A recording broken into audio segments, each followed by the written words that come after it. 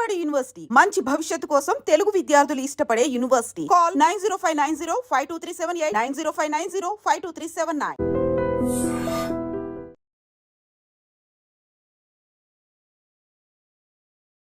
22వ తారీఖున జరిగినటువంటి ఉగ్ర దాడికి ప్రతీకారం తీర్చుకుంది భారతదేశం కూడా.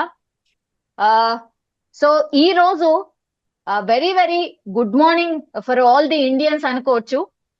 ఆపరేషన్ సింధూర్ తెల్లవారి లెవ్వగానే ఆపరేషన్ సింధూర్ స్టార్ట్ చేసేసాం. సో ఒక రకంగా చెప్పాలంటే ప్రతీకారం తీర్చుకున్నాం అని అనుకోవచ్చు. ఫస్ట్ రియాక్షన్ నేనైతే తెలుసుకోవాలనుకుంటున్నాను ఫారూక్ షుబ్లీ గారి నుంచి, మైనార్టీ పరిరక్షణ committee member as well as social worker also. Sir నమస్తే సార్. నమస్తే అమ్మా. Yes sir. సార్ మార్నింగ్ లేవగానే ఫస్ట్ మీరు చూసినటువంటి వార్త ఇదేగా, ఆపరేషన్ సింధూర్. జై హింద్. Yes sir. జై Hind. Jai Hind. Jai Hind. Jai Hind. Yes sir. Exactly. We are very much proud to be an Indian, and we are very much proud of our Indian Army, and thank you to Indian Army and thank you to Indian government. ఎందుకంటే తల్లి మనస్ఫూర్తిగా thank you. ఎందుకు మనస్ఫూర్తిగా thank you అంటే ఆ 25 మంది భారతీయులు, ఆ ఒక్క నేపాల్ అతను మొత్తం 26 మంది అమాయకులను పొట్టన పెట్టుకున్న తర్వాత వాళ్ళు మీకేమైనా అవుతారా, నాకేమైనా అవుతారా? ఎందుకు ఈ రోజు మేము ఆనందంగా ఉన్నాం? మా అందరికి ఉన్నటువంటి రిలేషన్ ఏంటంటే భారతీయులం అన్న ఒక రిలేషన్ మన అందరికి ఉంది. మేమందరం ఇండియన్స్ అన్న ఒక రిలేషన్ ఉంది. ఆ 26 మందికి అన్యాయం జరిగితే మేమందరం కూడాను నిద్రాహారాలు మానేస్తాం. మాకు ఎంతో బాధ వేసింది. ఈ రోజున ఎలా ఉందంటే నా సొంతంగా నాకు ఏమైనా అన్యాయం జరిగిన తర్వాత ప్రతీకారం తీర్చుకున్న తర్వాత ఏదైతే సాటిస్ఫాక్షన్ ఉంటుందో అటువంటి సాటిస్ఫాక్షన్ లో ఈ రోజున మేము ఉన్నాం. ఎందుకంటే ఆ 26 మందికి సరి అయిన న్యాయం జరిగింది. వారికి డబ్బు ఇచ్చినా గానీ ఇంకేమి ఇచ్చినా గానీ న్యాయం జరగదు. ప్రతీకారం మాత్రమే సరి అయిన న్యాయం. ఆ ప్రతీకారం ఈ రోజున ఇండియన్ ఆర్మీ తీసుకుంది కాబట్టి హ్యాట్స్ ఆఫ్ అండ్ సెల్యూట్ చేయాల్సినటువంటి అవసరం ఎంతైనా ఉంది.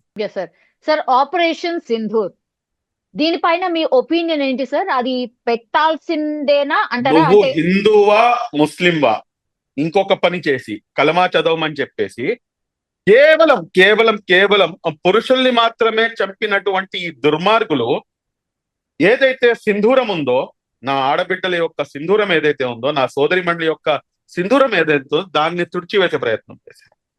చాలా సింబాలిక్ గా, చాలా సెంటిమెంట్ గా మరియు హృదయానికి హత్తుకునే విధంగా ఆపరేషన్ సింధూర్ అనేది రాబోయే తరాలు గుర్తుంచుకుంటుంది. పాకిస్తాన్ మాత్రమే కాదు, ప్రపంచం మొత్తం కూడాను మన భారతదేశ మహిళలతో ఏదైనా అన్యాయం జరిగితే కనుక పాకిస్తాన్ కాదు మొత్తం ప్రపంచం కూడాను దీనికి, ఈ యావత్తు ప్రపంచం ఉన్నంత వరకు కూడాను ఈ ఆపరేషన్ సింధూర్ అనేది చరిత్రలో చిరస్థాయిగా నిలిచిపోతుంది. అందులో ఎటువంటి అనుమానం లేదు. సార్. సార్ అందరు అనుకున్నారు సర్జికల్ స్ట్రైక్, మరో సర్జికల్ స్ట్రైక్ జరుగుతుందేమో మేబీ అని అందరు అనుకున్నారు సార్. అండ్ ఈ రోజు కూడా ఒక మాక్ డ్రిల్ దేశవ్యాప్తంగా ఒక 200 పైచిలుకు ప్రాంతాల్లో మాక్ డ్రిల్ కూడా మనం యాక్చువల్లీ అరేంజ్ చేసుకుని ఉంటుంది. ఇప్పుడు క్యాన్సిల్ చేసేసారు సార్ మాక్ డ్రిల్ కూడా. సో మాక్ డ్రిల్ అయ్యాక మేబీ రేపో ఎల్లుండో మేబీ ప్లాన్ చేస్తారేమో అని అందరు అనుకున్నారు సార్. బికాస్ ప్రిపేర్డ్నెస్ మన దగ్గర అవసరం కాబట్టి అది ప్రిపరేషన్ అంత అయ్యాక మేబీ జరగచ్చేమో అనుకున్నారు సార్. కానీ వెరీ స్ట్రాటజిక్ మూవ్ సార్. ఇక్కడ గమనించాల్సింది ఏంటంటే ఇండియన్ ఆర్మీ చాలా స్ట్రాటజిక్ గా మీరు చెప్పినట్టుగా ఎక్కడ కూడాను పాకిస్తానీ సివిలియన్స్ పై కానివ్వండి, లేకపోతే కనుక పాకిస్తాన్ ఆర్మీపై కానివ్వండి, అంటే మేము వార్ కోరుకోవట్లేదు అన్న ఒక ఇండైరెక్ట్ సిగ్నల్ ని చాలా స్పష్టంగా ప్రపంచానికి చాటి చెప్పింది ఇండియన్ ఆర్మీ. అదేంటంటే ఏ రకంగా అయితే వాళ్ళు సివిలియన్స్ ని ఇక్కడ చంపారో ఎక్కడ కూడాను సివిలియన్స్ ని చెప్పలేదమ్మా. ఏదైతే ఉగ్రవాద స్థావరాలు ఉన్నాయో ఆ ఉగ్రవాద స్థావరాలను మాత్రమే టార్గెట్ చేయడం జరిగింది. 9 ప్రాంతాల్లో టార్గెట్ చేశారు. 9 ప్రాంతాల్లో టార్గెట్ చేశారు. అందులో నుంచి 5 వచ్చేసి పాక్ ఆక్యుపైడ్ కశ్మీర్ లో ఉన్నాయి. దాని తర్వాత 4 వచ్చేసి పాకిస్తాన్ లో ఉన్నాయి. పాకిస్తాన్ లో బహ్లావల్పూర్ మరియు అదేవిధంగా మురాద్, అదేవిధంగా సియాల్కోట్ ఈ ప్రాంతాల్లో దాడి చేసి దాదాపు 90 మందిని వీరందరూ కూడాను ఎవరైతే ఉగ్రవాదులు ఉన్నారో వారిని మటుమాయం చేసినటువంటి పరిస్థితి.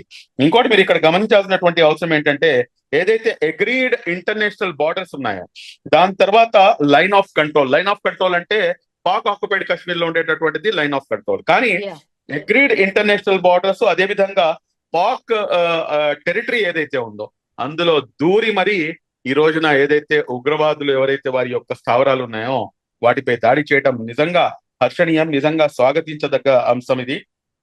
ఇక్కడ మరొకటి చాలా మీకు ఏమని చెప్పాలి, నేను యాక్చువల్ గా అయితే ఓన్లీ ఇండియా తప్పించి నేను ఇంకా వేరే అంశం ఏది కూడా మాట్లాడకూడదు అనుకున్నాను. కానీ కొంతమందికి భారతదేశంలో ఉన్నటువంటి కొంతమందికి కూడాను ఇది ముస్లింస్ లేకపోతే ముస్లిం అన్న పదం ఏదైతే ఉపయోగిస్తుంటారో భారతదేశ ముస్లింల యొక్క ఏదైతే దేశభక్తిని శంకిస్తారో ఈ రోజున ఈ ఆపరేషన్ సింధూర్ని ఒక మహిళల్ని వీళ్ళందరూ కూడాను వదిలిపెట్టేస్తే ఒక మహిళ దీన్ని మొత్తం కూడాను లీడ్ చేస్తుంది. ఆ మహిళ పేరు సోఫియా ఖురేషి. నాకు 1965లో ఏదైతే పాకిస్తాన్ తో జరిగినటువంటి ఏదైతే యుద్ధం ఉందో ఆ యుద్ధం గుర్తుకొస్తుంది. 1965లో బ్రిగేడర్ ఉస్మాన్, నేను ఆయన్ని మర్చిపోలేను ఎందుకంటే ఈ భారతదేశ ముస్లింలు స్వాతంత్రానికి ముందు, స్వాతంత్రం కోసం, స్వాతంత్రం తర్వాత కూడాను ప్రాణాలు అసూలు బాసినటువంటి చరిత్రలో కర్నల్ బ్రిగేడర్ ఉస్మాన్ మొదటి వరుసలో ఉంటారు. బ్రిగేడర్ ఉస్మాన్ గారు అప్పుడు పాకిస్తాన్ తో జరిగినటువంటి యుద్ధంలో పాకిస్తాన్ ఆయనకి ఆఫర్ ఇస్తుంది. ఏమని చెప్పేసి అంటే, మీరు పాకిస్తాన్ ఆర్మీ చీఫ్ గా మీరు రండి, మీరు మేము భాయిలం, మీరు మేము ముస్లింలం, కాబట్టి మీరు ఇటువైపు వచ్చేయండి అని చెప్తే లెఫ్ట్ లెగ్ తో తన్ని ఆయన తన ప్రాణాలు ఈ దేశం కోసం ప్రాణాలు త్యాగం చేసినటువంటి బ్రిగేడర్ ఉస్మాన్ ఆ రోజున పాకిస్తాన్ పై జరిగినటువంటి యుద్ధంలో మేము గెలుపు సాధించిన దాంట్లో అతని యొక్క పాత్ర మర్చిపోలేంది. ఈ రోజున సోఫియా ఖురేషి గారికి నిండు 100 ఏళ్లు ఆయుష్ ప్రసాదించాలని చెప్పేసి సోఫియా ఖురేషి గారి యొక్క తండ్రి గారు, దాని తర్వాత వారి భర్త తాజుద్దీన్ ఖురేషి గారు కూడాను కర్నల్ గా ఆయన భారతదేశ ఆర్మీలో సేవలు అందిస్తున్నారు. సార్ ఎక్కడ శంకించట్లేదు సార్, కొంతమంది అటు ఇటుగా మాట్లాడుతుంటారు కాబట్టి వాళ్ళకి సంబంధించి ఏమో క్లారిఫికేషన్ ఇచ్చినారు అనుకుంటా, నాకు తెలిసి. I'm sure sir. Actually Hafiz Saeed sir ఆయన చనిపోయాడు అని అనుకుంటున్నారా మీరు కూడా? అంటే సార్ అంత ఈజీగా చనిపోతాడా? నాకైతే ఏమో సార్, నాకైతే డౌటే. లేదమ్మా, నాకు కూడాను డౌటే. ఎందుకంటే హఫీజ్ సయీద్ అంత తొందరగా చిక్కుతాడా అంటే గనక నాకు తెలిసినంత వరకు మీ మాటతో నేను కూడా ఏకీభవిస్తున్నాను. కానీ 90 మంది ఉగ్రవాదులు ఎవరైతే చనిపోయారో ఇందులో ఖచ్చితంగా ఏంటంటే కొంతమంది పెద్ద తలకాయలు ఉండే అవకాశం ఉంది అని చెప్పేసి వస్తున్నటువంటి వార్తలు. అది కనుక జరుగుంటే కనుక నిజంగా దాన్ని మనం స్వాగతించాల్సినటువంటి అంశమే. కానీ ఇక్కడ మనం గమనించాల్సిన ఇంకో అంశం ఏంటంటే, ఈ రోజున పాకిస్తాన్ మీడియా మీరు ఇప్పుడు గమనిస్తే కనుక గగ్గోలు పెడుతుంది. అదేంటంటే మొత్తం కంప్లీట్ గా ఫాల్స్ ఇన్ఫర్మేషన్ ని, తప్పుడు ప్రచారాన్ని ప్రజల్లోకి తీసుకెళ్లే ప్రయత్నం చేస్తుంది. అదేంటంటే పాకిస్తాన్ సివిలియన్స్ పై దాడి చేసింది, కానీ వాస్తవానికి వీరు తిరిగి ఏదైతే అటాక్ చేశారో అందులో ఇప్పుడే నాకు వచ్చినటువంటి సమాచారం, నేను ఇందాకే చూసింది, 10 మంది జమ్మూ కాశ్మీర్ కి చెందినటువంటి మన భారతీయులు వాళ్ళు ప్రాణాలు కోల్పోయారు, సివిలియన్స్ ప్రాణాలు కోల్పోయారు అని చెప్పేసి. కానీ ఎక్కడా కూడాను పాకిస్తాన్ సివిలియన్స్ పై ఎక్కడా కూడాను అటాక్ జరగలేదు అనేది చాలా స్పష్టంగా వస్తున్నటువంటి. ఇంకోటి, వాళ్ళు ఒక విజువల్స్ ని చూపిస్తున్నారు, ఏదైతే పాత విజువల్స్ ఉన్నాయో వాటిని చూపించి ఇది ఇలా జరిగింది, ఇది ఇలా చేసాం, మేము ఇలా చేసామని చెప్పేసి. కానీ అటువంటిది ఏది జరగలేదు. కాబట్టి we have to verify each and everything. Nook and corner నుంచి ప్రతి అంశాన్ని కూడా వెరిఫై చేసిన తర్వాతనే మనం మాట్లాడాల్సినటువంటి అవసరం ఉంది. మనం స్పష్టంగా చెప్తున్నాం కదా సార్, ఉగ్ర స్థావరాలు ఎక్కడైనా ఉన్నాయో అక్కడే మనం టార్గెట్ చేసాం. ఆ స్థావరాలే మా లక్ష్యము, ఉగ్రవాదాన్ని నిర్మూలించడమే మా మెయిన్ లక్ష్యం. మేము టార్గెట్ చేసింది కూడా అదే. మనం చాలా క్లియర్ గా చెప్తున్నాం, అట్లాగే క్లియర్ గా ఉన్నాం కూడా. అయినా సరే ఈ దొంగ బుద్ధి ఎందుకు మార్చుకోదు పాకిస్తాన్? ఎందుకు ఇట్లా సార్? ప్రజలు చూడరా, మన మీడియాను చూడరా? మనం ఏం మన చెప్తున్నామో మన చూడరా? మీడియాని చూడటం కాదమ్మా, అక్కడ ఉన్నటువంటి పరిస్థితులు మీరు గమనిస్తే గనక మీరు అసలు అక్కడ లోకల్ గా సిటిజన్ అంటే ప్రజలు ఎవరైనా కానీ సివిలియన్స్, నార్మల్ సివిలియన్స్ వాళ్ళు ఏం చేస్తారు, వాళ్ళు అక్కడ కూడాను మంచి వాళ్ళు ఉంటారు. కానీ ఇక్కడ మనం గమనించాల్సిన అంశం ఏంటంటే పాకిస్తాన్ యొక్క ఆర్థిక వ్యవస్థ అత్యంత దారుణమైనటువంటి ఆర్థిక వ్యవస్థ. ఈ రోజున ఆర్థిక సంక్షోభంలో పాకిస్తాన్ కొట్టుమిట్లాడుతుంది. మీరు అవును. చూసుకుంటే గనక అక్కడ కేజీ చికెన్ వచ్చేసి, ఇక్కడ మటన్ రేట్ మన భారతదేశంలో ఎంతైతే మటన్ రేట్ ఉందో అక్కడ చికెన్ రేట్ 840 రూపాయలు ఉంది. అవును బియ్యం వచ్చేసి 340 రూపాయలు ఉంది. మనకి 50-60 రూపాయలకి మంచి రకం బియ్యం వస్తాయి. అదే విధంగా అవును. మీరు చూసుకుంటే కనుక కోడిగుడ్లు 332 రూపాయలు, అదే విధంగా మిల్క్ 224 రూపాయలు, టొమాటోస్ 150 రూపాయలు, పొటాటోస్ 105 రూపాయలు. ఇటువంటి దారుణమైనటువంటి ఆర్థిక వ్యవస్థలో కొట్టుమిట్లాడుతున్నటువంటి పాకిస్తాన్ దీని నుంచి బయటపడాలంటే కనుక దీనికి తిరిగి దాడి చేస్తుందా అంటే దాడి చేసేంత దమ్ము ధైర్యం లేదు. ఎందుకంటే మీకు ఒక చిన్న సర్వే ఒకటి చెప్తాను నేను మీకు. Yeah, మొత్తం sir. ప్రపంచ వ్యాప్తంగా చూసుకుంటే గనక మీకు సిప్రి సర్వే అని చెప్పేసి ఒకటి ఉంటుంది. Stockholm International Peace Research Institute అంటారు. అంటే వారి యొక్క దేశ భద్రత కోసం ఏ దేశాలు ఎంతెంత ఖర్చు పెడుతుంది అని చెప్పేసి Yeah. ఈ సర్వే తెలిపేది. ఇందులో నుంచి అందరికన్నా మొదటి స్థానంలో అమెరికా ఉంది. ఆ అమెరికా వచ్చేసి తన జీడిపి నుంచి 37% వాళ్ళు ఖర్చు పెడుతున్నారు. అదే విధంగా మీరు చూసుకుంటే గనక 2-3 స్థానాలు అలా ఉన్నాయి. బట్ 5వ స్థానంలో మన భారతదేశం ఉంది. భారతదేశం మా యొక్క రక్షణ వ్యవస్థ మీద దాదాపు $90 బిలియన్ ఖర్చు పెడుతుంది. $90 బిలియన్. నేను ఇంకా ఎవరితో కంపేర్ చేయకుండా డైరెక్ట్ గా పాకిస్తాన్ మీదకి వచ్చేస్తాను. పాకిస్తాన్ ఖర్చు పెట్టేది కేవలం $9 బిలియన్ మాత్రమే. అంటే 90 ఎక్కడా? బిలియన్ అంటే పక్కన 9 సున్నా ఎక్కడ? తీసేసిర్రు. సున్నా Sir. తీసేస్తే అంటే Yeah. 10 times we are more powerful than Pakistan. Pakistan కి ఈ విషయం తెలుసు. నేను మీతో పాటు ఇంతకు ముందు జరిగినటువంటి ఇంటర్వ్యూలో కూడా చెప్పాను. మమ్మల్ని తప్పుదోవ పట్టిస్తున్నారు, మమ్మల్ని ఒక మైండ్ గేమ్ ఆడుతున్నారు. ఆ మైండ్ గేమ్ ఏంటంటే అక్కడ ఉన్నటువంటి పాకిస్తాన్ సెనేటర్ మాట్లాడినటువంటి మాటలు అదేంటంటే, మేము ఇక్కడ వచ్చేసి మేము మళ్ళా బాబ్రీ మసీద్ కి మేము పునఃప్రారంభిస్తాము, లేకపోతే మేము ఇక్కడ వచ్చేసి ఇతను ఈ హషీం మునీర్ ఎవరైతే ఉన్నాడో ఆసిమ్ మునీర్ వీడు వచ్చేసి ఇక్కడ నమాజ్ చదివిస్తాడని చెప్పేసి, దాని తర్వాత వచ్చేసి నదిలో నీళ్లు కాదు రక్తం పారుతుందని చెప్పేసి, దాని తర్వాత నువ్వు హిందువా ముస్లింవా అని చెప్పేసి అడిగి మరీ చంపటము. దాంతో పాటు నాకు వీరి యొక్క కుట్ర నాకు ఎక్కడ కన్ఫర్మ్ అయిందంటే అదే లేడీ సెనేటర్ చెప్పినటువంటి మాట ఏమిటంటే, సిక్కు సోదరులు మాపై దాడికి రారు, ఎందుకంటే వారికి సంబంధించినటువంటి ఏదైతే ప్రార్థన పవిత్ర స్థలం ఉందో అది మా దగ్గర ఉంది కాబట్టి వారు మాపై దాడి చెయ్యరు అని చెప్పేసి ఒక మైండ్ గేమ్ ఆడి. ఇది మైండ్ గేమ్ తప్పించి ఇంకేం కాదు. ఈ మైండ్ గేమ్ ని తిప్పి కొట్టాలంటే కనుక యాజ్ ఏ ఇండియన్ గా మేము దాన్ని తిప్పి కొట్టాలి, అంతేగాని మేము ఇక్కడ కూర్చొని హిందూ ముస్లిం చేసుకుంటూ కూర్చుంటే కనుక అది ఏదైతే కుట్ర పన్నిందో పాకిస్తాను, ఆ కుట్రలో మేము భాగస్వాములు అవుతాము అని చెప్పేసి నేను డే 1 నుంచి చెప్పొచ్చాను. ఈ రోజున వాళ్ళు చేస్తున్నటువంటి కుట్రని మేము పటాపంచలు చేయడంలో సక్సెస్ అయ్యామంటే కనుక ఈ రోజున రాహుల్ గాంధీ గారు దీన్ని స్వాగతిస్తున్నారు, అస్దీన్ ఓవైసీ గారు స్వాగతిస్తున్నారు. Any person irrespective of caste, creed, religion, political party, every Indian, we are as Indians, we are been with our government, with our Indian army, undoubtedly.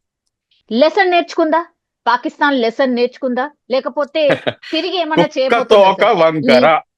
కుక్క తోక వంకర ఎక్కడైనా గానీ కుక్క తోక స్ట్రైట్ అయినట్టుగా మీరు ఎక్కడైనా గానీ చరిత్రలో విన్నారా? అది అయ్యే పరిస్థితి లేదు, అది అయ్యే ప్రసక్తి లేదు.